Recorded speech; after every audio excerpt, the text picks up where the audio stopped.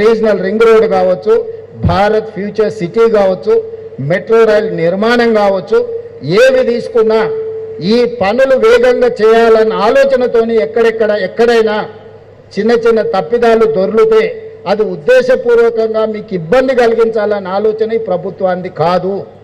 అనుకోకుండా ఏదైనా జరిగినా ఎంబడే వెనక్కి తిరిగి సరిదిద్దడానికి నేనున్నా. మీకు ఏదైనా సమస్య వచ్చి నిలబడి పరిష్కరించడానికి నేనున్నా. నమ్మకం పెట్టుకొని ముందుకు నడవండి. ఆ నమ్మకమే మనల్ని అభివృద్ధి పదం వైపు నడిపిస్తుంది. ఎప్పుడు చెడు చెప్పేటోడు ఉండనే ఉంటాడు. ఏ ఊరికైనా ఓ తాగుబోతాడు ఉంటాడు.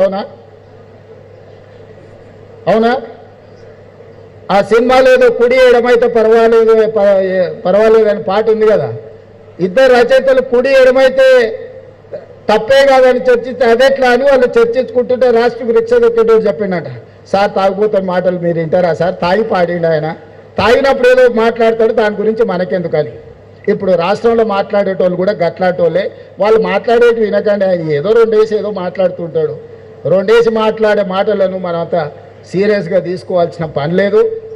మనం ఈ నగరాన్ని అద్భుతంగా నిర్మించుకుందాం. ఇక్కడ అందుకే మొదట వచ్చేది ఏ సమస్య వచ్చినా పోలీస్, ఫస్ట్ రీచ్ పోలీస్. ఆ పోలీస్ కమిషనరేట్ ఇక్కడికి వచ్చిందంటే ఈ ప్రాంతంలో ఒక సంపూర్ణమైన విశ్వాసం వస్తుంది, ఒక నమ్మకం వస్తుంది. అందుకే పోలీస్ కమిషనరేట్ని ఇమ్మీడియట్గా నగరానికి కావాల్సిన అభివృద్ధి కార్యక్రమాలు ముందుకు తీసుకెళ్లే క్రమంలో future city office, skills university, police commissionerate వీటన్నిటినీ చెప్పినాం. ఈరోజు మిగతా పోలీసు మల్కాజ్గిరి కమిషనరేట్, ఇతర ట్రాఫిక్ పోలీస్ స్టేషన్లు అన్ని ప్రారంభించుకున్నాం. చివరిగా మా ఆదివాసీ బిడ్డలు చాలామంది వచ్చారు. ఈరోజు ఒకనాడు ఈ ప్రాంతంలో రైతులు భూమి కోసం కొట్లాడినప్పుడు, భూమి కోసం, భక్తి కోసం, విముక్తి కోసం సాయుధ రైతాంగ పోరాటం చేసి నేల కొరిగిన వీరులు ఈ ప్రాంతంలో ఉన్నారు. అది కొమరం భీముడు కావచ్చు, రామ్జీ గోండ్ కావచ్చు, లేకపోతే చాకలి ఐలమ్మ కావచ్చు, లేకపోతే దొడ్డి కొమరయ్య కావచ్చు. ఇలాంటి వాళ్ళు ఎంతోమంది వీరులు నేల కొరిగిండ్రు సాయుధ రైతాంగ పోరాటం నుంచి.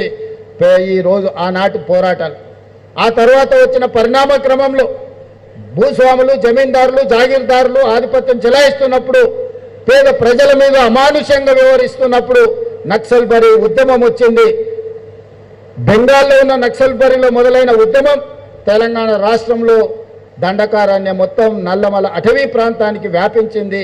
ఆనాడు ప్రజలందరూ ఉవ్వెత్తున నక్సల్బరీ ఉద్యమంలో భాగస్వాములై కాకతీయ ఉస్మానియా యూనివర్సిటీలో ఇంజనీరింగ్ చదువుకుంటున్న గద్దర్ లాంటి వాళ్ళు కూడా నక్సల్బరీ బాట పట్టిండ్రు. ఆనాడు వాళ్ళు స్లోగన్లు ఇచ్చిండ్రు, దున్నేవాడికి భూమి అన్నారు. ఇందిరాగాంధీ అసైన్మెంట్ యాక్ట్ తీసుకొచ్చి, అగ్రికల్చర్ సీలింగ్ యాక్ట్ తీసుకొచ్చి భూస్వాముల దగ్గర, జమీందారుల దగ్గర, జాగీర్దారుల దగ్గర మూలుగుతున్న లక్షలాది ఎకరాలను తీసుకొని పేదలకు పట్టాల పేరు మీద భూములను అందించడం వల్ల దున్నేవాడికి భూమిని అందించింది ఆనాటి శ్రీమతి ఇందిరాగాంధీ గారి ప్రభుత్వం. రైతు కూలీల కోసం రైతాంగ పోరాటాలు జరిగినాయి. వాళ్ళ కూలీతో పాటు గిట్టుబాటు ధర గురించి ఆనాడు ఉద్యమాలు జరిగితే ఆ ఉద్యమాలను దృష్టిలో పెట్టుకొని కనీస మద్దతు ధర చట్టాన్ని తీసుకొచ్చి, ఎంఎస్పీ తీసుకొచ్చి, ప్రపంచంలో ఏ వస్తువు ఎవడు ఉత్పత్తి చేస్తే ఉత్పత్తి చేసేవాడు ధర నిర్ణయిస్తాడు. ఒక్క రైతు మాత్రమే తాను ఉత్పత్తి చేసిన పంటను బజార్కు తీసుకెళ్తే, మండికి తీసుకెళ్తే, మార్కెట్కు తీసుకెళ్తే కొనుగోలు చేసేటోడు ధర నిర్ణయిస్తాడు.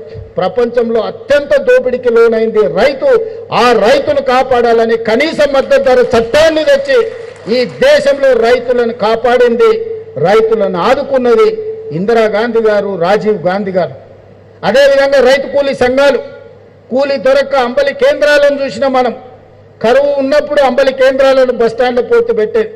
ఒక్క పూట తినడానికి కూడా కష్టం ఉన్నప్పుడు, కూలి పని కూడా దొరకక వలసలు పోతున్నప్పుడు ఉపాధి హామీ చట్టాన్ని శ్రీమతి సోనియా గాంధీ గారు తీసుకొచ్చి ఈనాడు గ్రామీణ ప్రాంతాలలో పేదవాడికి పని లేకుండా ఆకలితో చావద్దు, ఆకలితో పడుకోవద్దు అని ఈరోజు ఉపాధి హామీ చట్టాన్ని మన ప్రభుత్వం తీసుకొచ్చింది.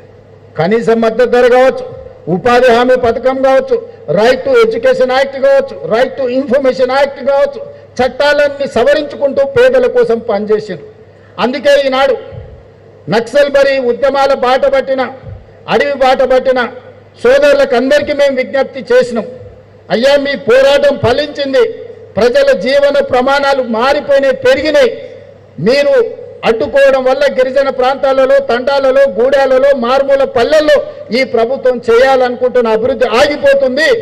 ఆ ఆదివాసి బిడ్డలకు ఉద్యోగ ఉపాధి అవకాశాలు కల్పిస్తాం, జనజీవన స్రవంతిలో కలవండి అని పిలుపునిచ్చినాం.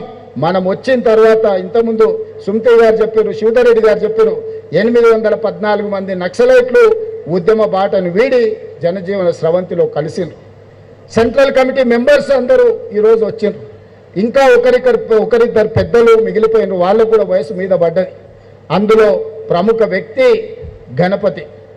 నేను ఈ వేదిక మీద నుంచి వారికి విజ్ఞప్తి చేస్తున్నా, ప్రభుత్వం మీ ఆరోగ్యం బాగాలేదని ప్రభుత్వం దృష్టికి వచ్చింది, మీకు అవసరమైన వైద్యాన్ని అందించే బాధ్యత రాష్ట్ర ప్రభుత్వం తీసుకుంటుంది, మీ ప్రాణానికి రక్షణ కల్పించే బాధ్యత మా రాష్ట్ర ప్రభుత్వం తీసుకుంటుంది. ఇక మీ ఉద్యమం ప్రజలలో ఉండి ప్రజా సమస్యల్ని ప్రస్తావించండి, అవి పరిష్కరించడానికి ప్రజా ప్రభుత్వం అందుబాటులో ఉంది. ఇంకెవరైనా అడవుల్లో ఉండి నక్సలైట్ ఉద్యమాలతోని ప్రభావితమైన వాళ్ళు ఎవరైనా ఉంటే జనజీవన స్రవంతిలోకి రాండి. మీకు ఆర్థికంగా మీరు ఉండడానికి మీకు అన్ని రకాలుగా ఈ రాష్ట్ర ప్రభుత్వం ఆదుకుంటుంది. ఈనాడు గిరిజనుల యువకులకు గిరిదర్శక్ పేరు మీద ఆనాడు నక్సలైట్లకు అడవుల్లో దారులు చూపించిన మా గిరిజన బిడ్డల్ని ఆదిలాబాద్ పోతే గోండులు ఉండొచ్చు, మహబూబాబాద్ ములుగు ఈ ప్రాంతానికి పోతే కోయలు ఉండొచ్చు, అచ్చంపేట అడవుల్లో పోతే చెంచులు ఉండొచ్చు, ఇతర ప్రాంతాలలో పోతే మా లంబాడ సోదరులు ఉండొచ్చు. ఈ గిరిజనుల బిడ్డలను ఈ రాష్ట్ర అభివృద్ధిలో భాగస్వాములు చేసినప్పుడే నిజమైన ప్రజాపాలనను అందించినట్టుగా మేము భావిస్తున్నాం. అందుకే టూరిజం శాఖ నుంచి, అదేవిధంగా ఫారెస్ట్ డిపార్ట్మెంట్ నుంచి తెలంగాణ జరూర్ ఆనా అనే ఒక స్లోగన్ తీసుకొని ఎండోమెంట్ టూరిజం, ఫారెస్ట్ టూరిజం, ఈరోజు అన్ని టూరిజంలను అభివృద్ధి చేసి వీళ్ళకందరికీ ఒక ఉపాధి కల్పించాలని ఒక మంచి ఆలోచనతోని గిరిదర్శక్ కార్యక్రమాన్ని తీసుకొని ఆ పిల్లలకి ఈరోజు నియామక పత్రాలు అందించబోతున్నాం. మీరు ఎవరైనా మన వాళ్ళు ఎక్కడికెక్కడికో వెళ్తున్నారా, మన దగ్గర అద్భుతమైన సహజ వనరులు, ప్రకృతి సంపద ఉన్నది. మనం మన ఊరిలో పోవట్లేదు. మీరు ఒకసారి బొగతా వాటర్ ఫాల్స్ కానీ, ములుగు అడవి ప్రాంతంలో కానీ, లేకపోతే నల్లమల టైగర్ రిజర్వ్ ఫారెస్ట్లో కానీ, ఇవన్నీ ఒక అద్భుతమైన పర్యాటక కేంద్రాలు. మా జూపల్లి కృష్ణారావు గారు వాటిని ఇంకా అభివృద్ధి చేయడానికి ప్రయత్నం చేస్తున్నారు. వీళ్ళందరినీ కూడా అక్కడ గైడ్స్గా లోకల్ అసిస్టెన్స్ ఇవ్వడానికి వాళ్ళకందరికీ ట్రైనింగ్ ఇవ్వండి. మా శ్రీధర్ బాబు గారికి నేను సూచన చేస్తున్నా, ఈ ట్రైబల్ పిల్లలందరికీ మన స్కిల్స్ యూనివర్సిటీలో ఒక సర్టిఫికెట్ కోర్స్, సాఫ్ట్ స్కిల్స్ నేర్పాలి.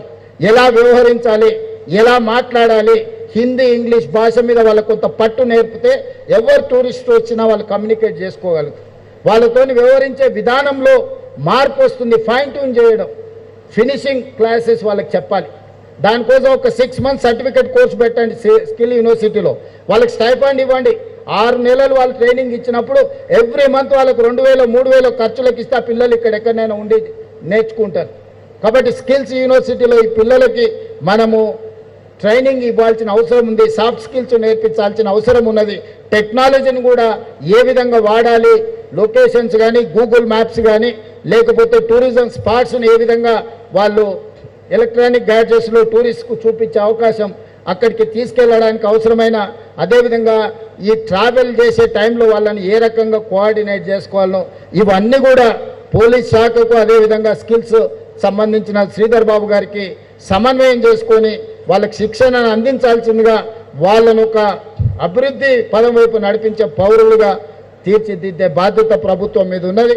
ఆ కార్యక్రమాన్ని తీసుకున్నందుకు కూడా మిమ్మల్ని అందరినీ మనస్ఫూర్తిగా అభినందిస్తూ, ఈ కార్యక్రమాన్ని ఏర్పాటు చేసి తక్కువ సమయంలో 2 రోజుల క్రితమే మనం అనుకున్నాం, తక్షణమే ఈ కార్యక్రమాలను అన్నిటినీ ఏర్పాటు చేసిన ప్రతి ఒక్కరిని అభినందిస్తూ మీ అందరి దగ్గర సెలవు తీసుకుంటున్నాను. ధన్యవాదాలు మిత్రులారా.